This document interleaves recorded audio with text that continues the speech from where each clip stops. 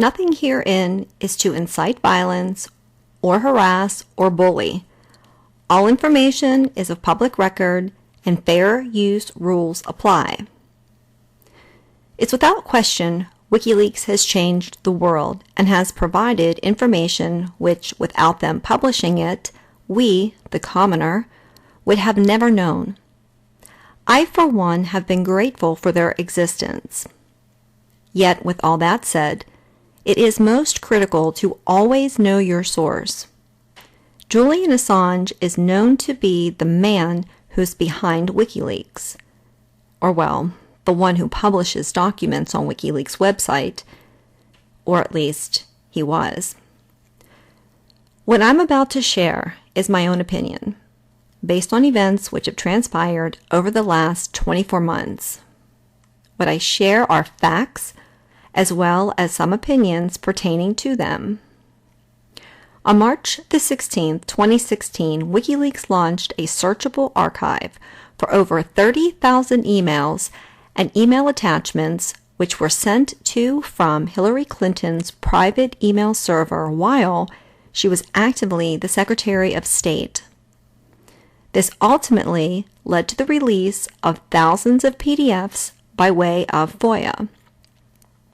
These were releases known as major dumps, like the Podesta emails, which rightfully led many concerned people to question the language used in the emails because the language used is related to unspeakable acts known to pedophiles and in child sex slave circles, which is one reason Assange had to be silenced.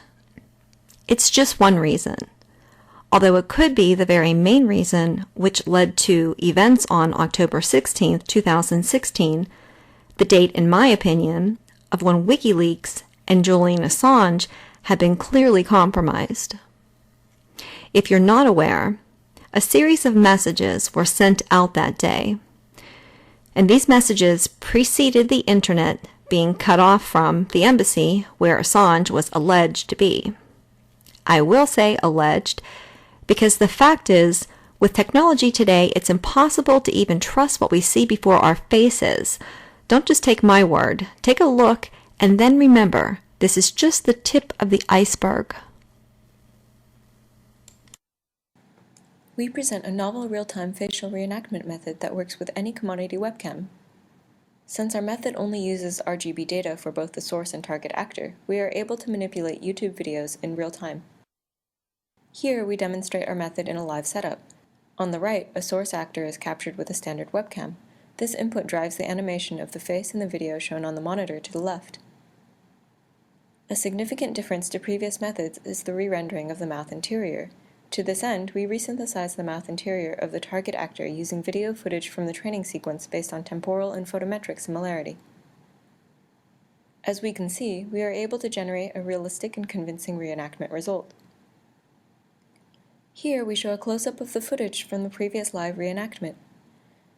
The input video stream is shown on the left. Note that the target actor is re-rendered in a neutral pose. On the right, we can see the final output of our method.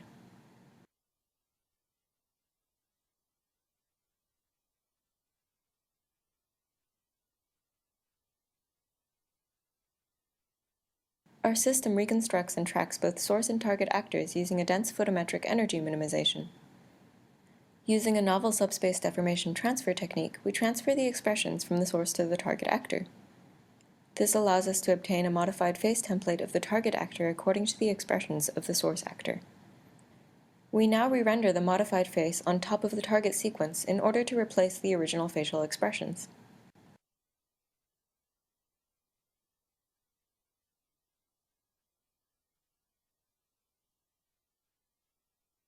Here we show additional live sequences where we reenact various YouTube videos.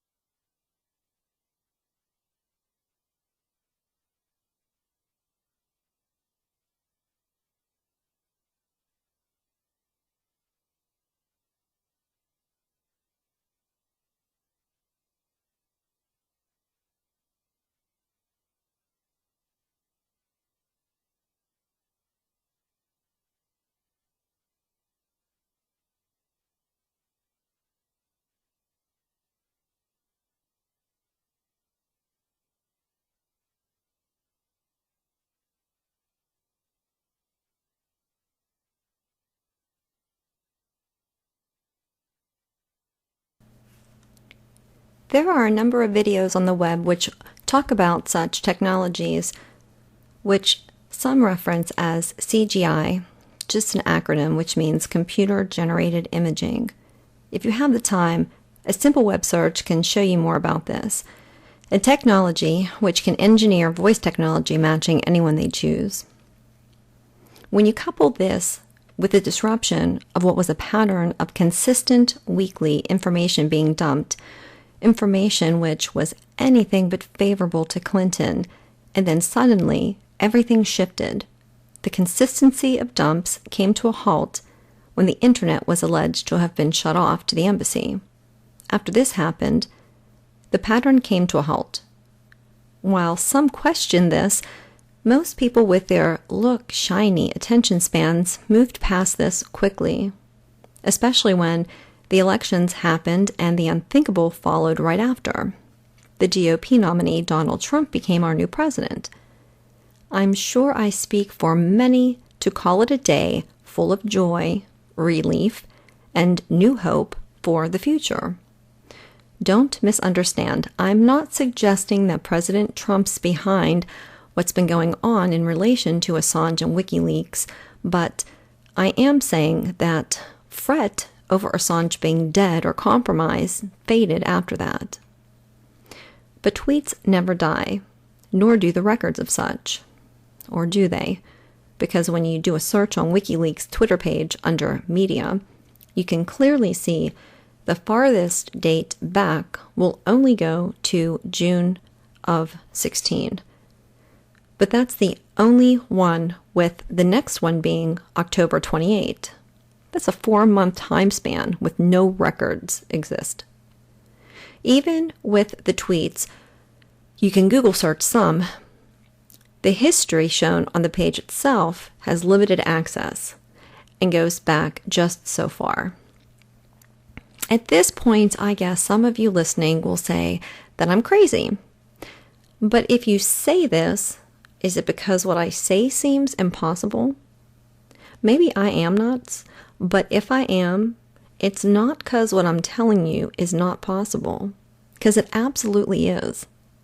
And if this is true, even if it's just a possibility, then wouldn't you think that it's important to ponder who might be behind WikiLeaks Twitter?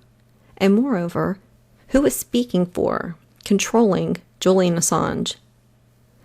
The following is a compilation of tweets from WikiLeaks page, most of which are post the date which I believe the dead man switch went off. I'll also note here that just 2 months earlier, John Jones, 48, was hit by a train. He was the attorney for Julian Assange. Police declared that it was a suicide and was not suspicious. Married millionaire, father of 2, who displayed nothing to signal he'd do such a thing until he walked into a psych hospital in March of 16. Same month, WikiLeaks released the Clinton emails. Coincidence? Sure. It's not as suspicious. It's just convenient. In an attempt to document these findings and preserve the records, the remainder of the video will merely be clips taken from WikiLeaks Twitter. With special interest in Chelsea Manning, as he runs for Senate, and Mike Pompeo, who was former CIA director until last week when President Trump replaced Pompeo with Haspel and put Pompeo to now be the state secretary. It's all enough to make anyone's mind explode, and something tells me that's also a part of the political game that is being played.